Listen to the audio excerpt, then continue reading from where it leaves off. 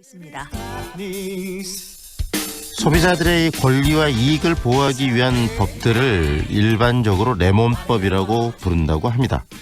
우리나라에서 대표적인 레몬법이 바로 자동차 관리법이 아닌가 싶은데요. 1년 전에 개정이 됐습니다. 하지만 실질적으로는 실효성에 있어서는 별 효과가 없다라는 지적이 끊임없이 나오고 있는데요. 한국형 이 레몬법이 지닌 허점들, 문제가 무엇인지에 대해서 오늘 이야기를 들어보겠습니다. 대림대학교 자동차학과 김필수 교수 연결합니다. 안녕하세요, 교수님. 네, 안녕하세요. 네, 교수님, 보통 이 소비자의 권리와 이익을 보장하기 위한 법을 레몬법이라고 많이 이야기한다라고도 하는데 좀 더 구체적으로 왜 레몬법이라고 부르는 겁니까? 미국의 레몬법을 벤치마킹해서 한국형 레몬법 이렇게 얘기를 합니다. 네. 특히 이제 이 레몬법은 차를 구입했을 때 이 차 자체에 사실 이제 레몬이라는 것 자체가 결함이 있는 차라는 뜻을 가지고 있거든요. 네. 그래서 소비자가 이 오렌지인지 알고 구입을 했더니 신 레몬이다라고 해서 신차에 결함이 있다는 뜻입니다. 그래서 이 레몬법 자체는 신차인데 결함이 있다라는 뜻이기 때문에 반대로 얘기하면 레몬법 자체는 신차에 문제가 생겼을 때 교환이나 환불을 받을 수 있는 법이다라고 해서 네. 특히 우리나라 같은 경우에는 이 자동차에 관련된 소비자들이 배려나 보호 시스템이 굉장히 취약해서 네네. 그것을 좀 선진형으로 바꾸고자 정부가 야심을 갖고 재작년부터 네. 이 법안을 마련해서 작년 1월 1일부터 시행한, 즉 다시 말하면 1년 2만 킬로미터 이내에 네. 이 뭐 중대하자나 일반 하자의 횟수에 따라서 신차를 교환이나 환불해주는 보호 프로그램이다, 이렇게 보시면 될 것 같습니다. 결국은 이 자동차가 굉장히 비싼 또 물건이기 때문에 구매했을 때 소비자들이 만약에 잘못된 자동차를 구매했을 때 피해가 크기 때문에 그걸 좀 보호해주기 위해서 자동차 관리법까지 개정을 했고 1년 동안 시행이 됐는데 근데 현실적으로 네. 이 레몬법이 특히 자동차 관리법이 별 효과가 실효성이 없다면서요. 현장에서 어떤 문제들이 발생하는 겁니까? 네. 뭐 이미 법이 시행되기 전부터 이 법은 뭐 개점이업 상태일 것이다, 전혀 효과가 없을 것이다라는 얘기가 많이 있었습니다. 네. 그만큼 미비된 부분이 많다라고 얘기했었는데 막상 1년 동안 시행된 거 보면은 신차 교환이나 환불된 것은 제로라고 보시면 됩니다. 네. 근데 실제로 이제 신청 건수는 훨씬 더 많겠지만 공식적으로는 81건이 신청을 받았는데요. 네. 그 81건 중에서 25건은 뭐 종료가 됐습니다. 종료라는 얘기는 뭐 실제로 이 신차 교환 환불 대상이 되지 않는다든지 또 중간에 뭐 이 자동차 제작사하고 소비자하고 이미 합의를 봐서 중간에 내린 것이죠. 네. 그리고 실제로 이제 뭐 일부는 또 접수하고 대기나 판정을 기다리는 건이 있고 실제로 진행된 건은 19건이었는데 결정된 건이 6건인데 4건이 각하돼 버렸고요. 네. 그러니까 나머지 2개만 화해가 됐으니까 실제로 소비자하고 제작사 사이에 이 법이 관련돼서 진행된 것은 2건이다. 화해된 것. 네. 즉 이제 일부 보상을 받는 결론으로 냈다, 이렇게 볼 수가 있지만은 말씀드린 대로 신차 교환이나 전체적으로 환불된 건은 한 건도 없은 제로건이다. 따라서 이거에 대한 효용 가치에 대한 것들은 의문시가 될 수밖에 없다고 볼 수가 있습니다. 이렇게 레몬법까지 만들어서 이 소비자의 권익을 보호하겠다고 정부가 야심차게 추진했는데 결과는 너무나 미비한데요. 그 이유는 어디에 있습니까? 이 법이 근본적인 결함이 있는 건가요?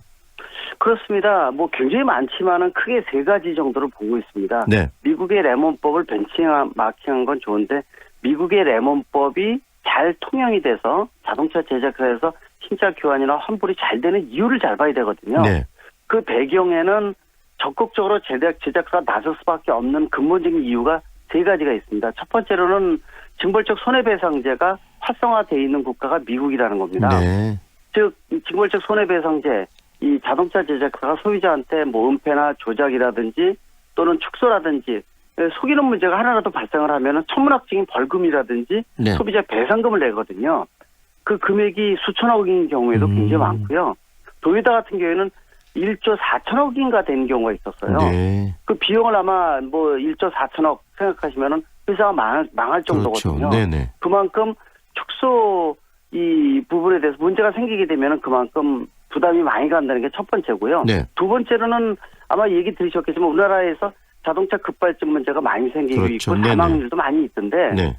예, 국내에서 100% 법원에서 패소하는 이유가 자동차의 결함을 이 확인을 밝혀야 되는 책임을 소비자, 운전자가 가지게 된다는 거거든요. 네네. 뭐 우리가 이 병원에서 수술 잘못했는데 피해자 가족이 수술 잘못한 거 밝히는 거와 똑같은 구조입니다. 네. 근데 미국은 반대로 돼 있습니다.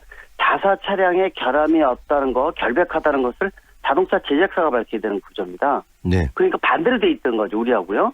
그게 두 번째고요. 세 번째로는 미국에서는 같은 차량에 같은 문제가 복수 이상 생기게 되면 미국의 공공기관이 나서서 조사에 적극적으로 들어갑니다. 네. 예를 들어서 미국의 NHTSA, 우리말로 도로교통안전처 같은 공공기관이 나서서 조사에 들어가다 보니까 자동차 제작사는 부담을 가질 수밖에 없거든요. 네네.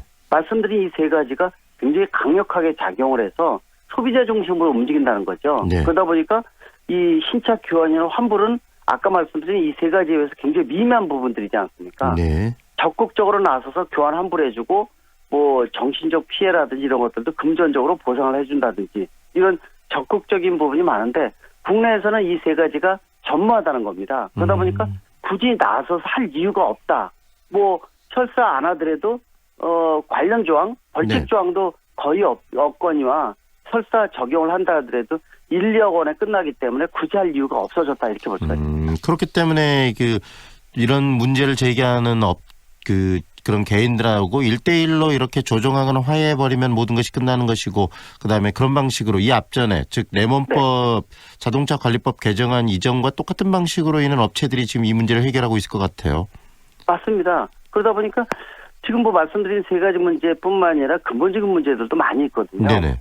특히 이제 이 법을 상위법 개념으로 만들어서 국산차, 수입차 구분 없이 신차를 구입하면은 그냥 자동 적용되게끔 만들었어야 되는데 작년 1월 1일 이미 시행을 했는데 불구하고 그때부터 각 제작사들마다 협의를 해서 네. 이 계약사성에 레몬법 적용에 대한 거를 의무적으로 적어야지만 법이 적용이 된다라고 하다 보니까 네. 각 제작사들마다 브랜드마다 하나씩 찾아다니면서 협의를 봐야 되는 겁니다. 네. 그러다 보니까 굳이 이거는 의무사항이 아니거든요. 그러면은 그래서 수입사에서 일부는 아예 적용을 안 받고 있죠. 그러니까요. 그러면 자동차 관리법 자체에 적용하지 않겠다라고 이런 수입차 업체들이 이야기하면은 지금 적용을 안 받는다는 이야기 아니겠습니까?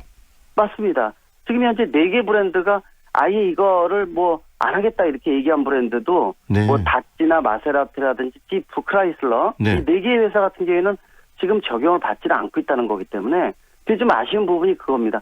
상위법 개념으로 해서 말씀드린 대로 국산차, 수입차 자동 적용이 되게끔 만들어야 되는데 네.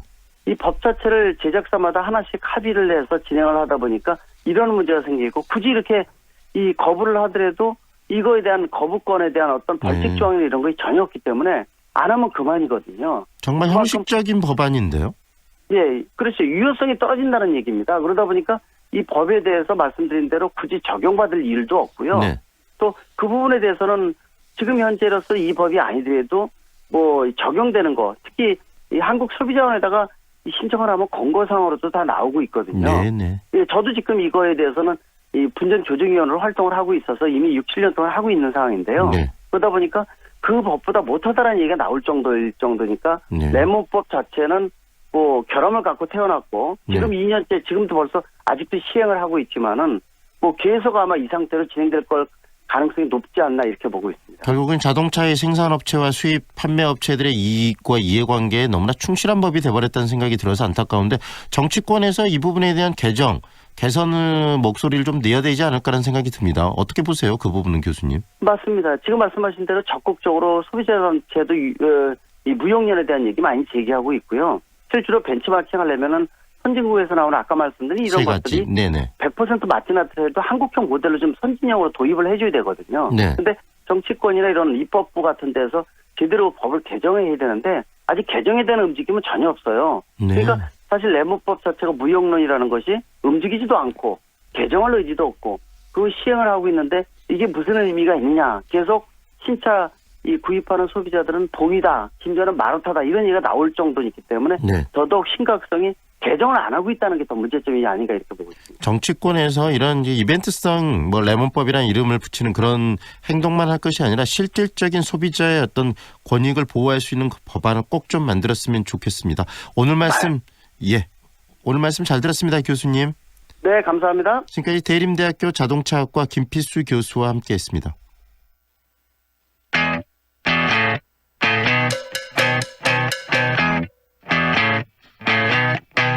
You're insecure. 황동현의 시선 집중 인터뷰. 불법으로